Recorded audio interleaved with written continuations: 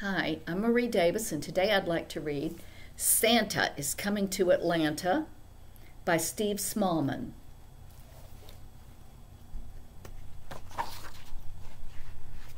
There he is, on his way to Atlanta. Well, boomed Santa, have all the children from Atlanta been good this year? Well, mostly, answered the little old elf as he bustled across the busy workshop at Santa's desk. Santa peered down at the elf from behind the tall, teetering piles of letters that the children of Atlanta had sent him. Mostly, said Santa, looking over the top of his glasses. Yes, but they've been especially good in the last few days, said the elf. Jolly good, chuckled Santa. Then we'd better get their presents loaded up. Even though the sack of presents was really, really big and the elves were really, really small, they seemed to have no trouble loading it onto Santa's sleigh. Though how they managed to fit it in such a big sack into one little sleigh, even they didn't know, but somehow they did. Splendid, boomed Santa. We're ready to go. Not quite, Santa, said the little old elf. One of our reindeers is missing. Missing? Which reindeer is missing? Asked Santa. The youngest one, Santa, said the elf. It's his first flight tonight. I've called him and called him. But just then a young reindeer strolled up, munching on a large carrot. Where have you been? Asked Santa. But the youngest reindeer was crunching so loudly it was no wonder he hadn't heard the little old elf calling. Oh, well, never mind, giving the reindeer a little wink. He took out his Santa nav and tapped on the coordinates for Atlanta. This will guide us to Atlanta in no time. Crunch, crunch, crunch. With a flick of the reins and a jerk of the harness, off they went, racing through the sky. Ho, ho, ho, laughed Santa. We'll soon have those presents delivered to Atlanta. Santa's sleigh flew through the starry night, heading south across the Arctic Ocean. Once they flew in the crisp, wintry air covering over Canada. In the wink of an eye, the sleigh was flying above Ohio and past Tennessee. The youngest reindeer was very excited. He had never been away from the North Pole before.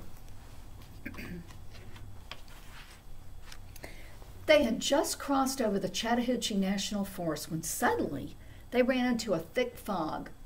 Mist swirled around the sleigh. They couldn't see a thing. The youngest reindeer was getting a bit worried, but Santa didn't seem concerned. In 2 miles, said the Santa nav in a bossy lady's voice, keep left at the next star. But, ma'am, Santa blustered, I can't see any stars at all in this fog. And soon they were hopelessly lost. Then, through the foggy blanket, the youngest reindeer heard a faint ringing sound. Ding dong, ding dong, ding dong, ding dong. He looked over at the old reindeer with a red nose, but he had his head down. Well, that sounds like church bells ringing. The youngest reindeer turned around to look at Santa, but Santa wasn't listening. He seemed to be arguing with a little box with buttons on it.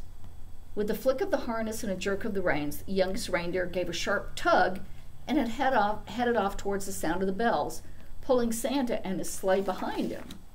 Whoa, cried Santa, pulling his hat straight. What's going on? Then, to his surprise, he heard the ringing sound. Well done, young reindeer, he shouted cheerfully.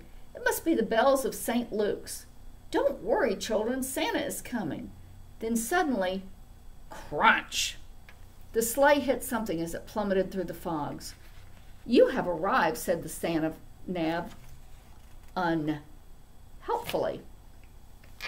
Finally, when the fog died down, Santa discovered where they were, stuck at the top of the Westin Peachtree Plaza Hotel. Everybody pulled.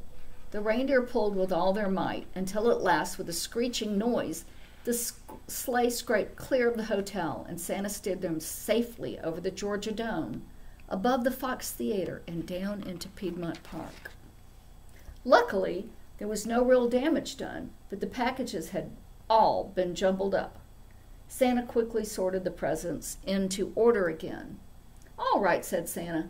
"Thanks to this young reindeer, I know where we are now. Don't worry, children. Santa is coming." Santa drove his sleigh expertly from rooftop to rooftop all over Atlanta, popping in and out of chimneys as fast as he could go, which was pretty fast for a chubby fellow. There were big chimneys in Buckhead and small chimneys downtown. He squeezed down thin chimneys in Old Fourth Ward and plummeted down fat chimneys in Druid Hills. The youngest reindeer was amazed at how quickly they went. Santa never seemed to get tired at all. And it looked like the children in Atlanta and beyond were going to be very lucky this year. But the youngest reindeer was starting to feel a bit weary and quite hungry too.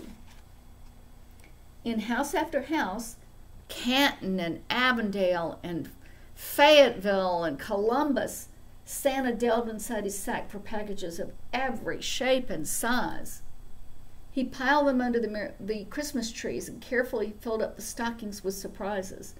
In house after house in Smyrna and Marietta, the good children of Atlanta had left out plates of cookies, glasses of milk, and crunchy carrots. Santa always took a little bite out of each cookie, a tiny sip of milk, wiped his beard, and popped the carrots into the sack.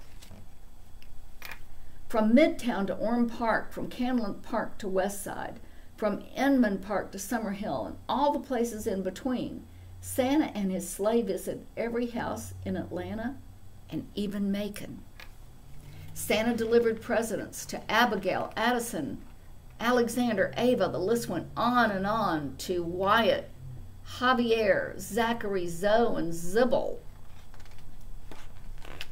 I believe I see Canton and Woodstock out there. Finally, Santa had delivered the last present in his list. "Great moons and stars," said Santa. "It's past midnight and my sack seems as heavy as ever. I hope I haven't forgotten anyone." Santa opened his sack to check, but it was full of juicy, crunchy carrots. He divided the carrots among all the reindeer. "Well done," he said, patting the youngest reindeer gently on the nose. But the youngest reindeer didn't hear him. He was too busy munching those carrots. Then it was time to set off for home. He reset his Santa nav once more to the North Pole, and soon they were speeding high above Turner Field and over the zoo through the crisp, starry night. "Ho, ho, ho," laughed Santa. "Merry Christmas, Atlanta, and all over Georgia."